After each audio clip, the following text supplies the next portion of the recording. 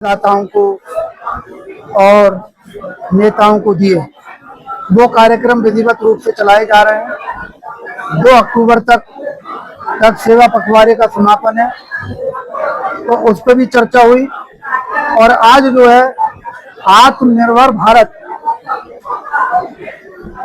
संकल्प अभियान का ये कार्यक्रम जो है 25 सितंबर से पंडित दीनदयाल उपाध्याय जी के जन्म दिवस से लेके और 25 दिसंबर पंडित अटल बिहारी वाजपेयी जी के जन्मदिन तक ये आत्मनिर्भर भारत संकल्प अभियान चलाया जाएगा, जिसमें बहुत सारे कार्यक्रम जो है यहाँ हैं।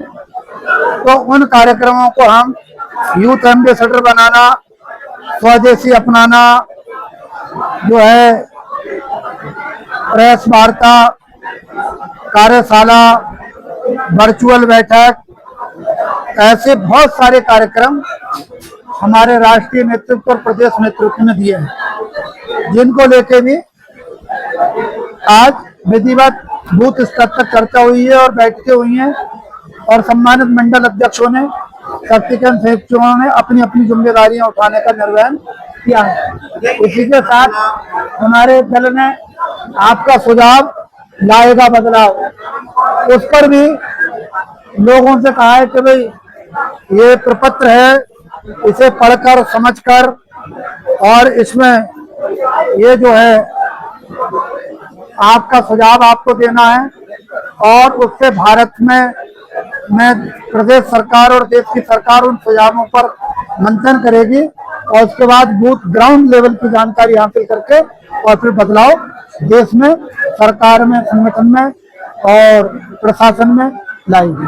तो इन कार्यक्रमों को लेकर बैठक इस तरह से पहले 8 साल पहले जीएसटी लाई गई और उसको जीएसटी को कम करा गया, तो विपक्षी पार्टियां वो कह रही हैं कि पहले तो लोगों को लूटा है और मरहम लगाने की कोशिश की जा रही है। देखिए, विपक्षी पार्टियों को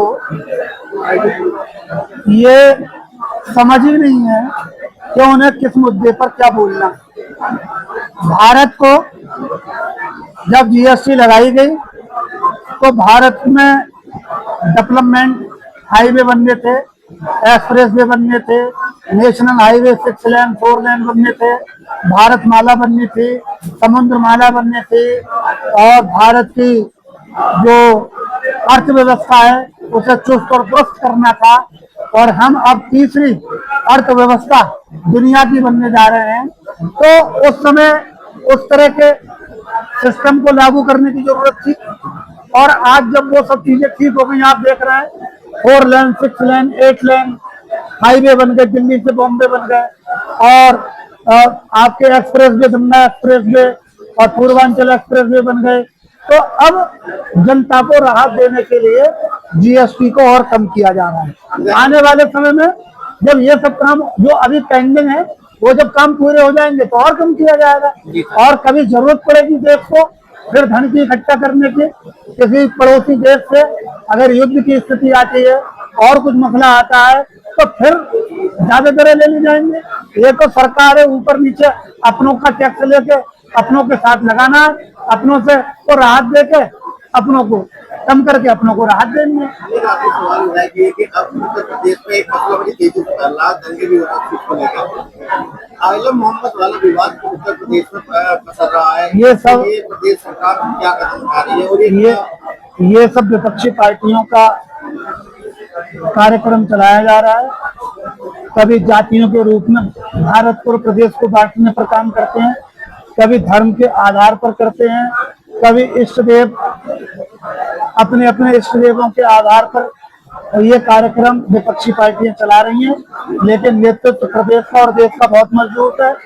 ये जो उनके कारनामे हैं भारत को बांटने के, गृह युद्ध कराने के, वो अपने मंसूबों पर कभी भी उन्हें भारत सरकार, प्रदेश सरकार सफल नहीं होने देगी और न देश की जनता उनके बहकावे में आएगी। वो छुटपुट लोग होते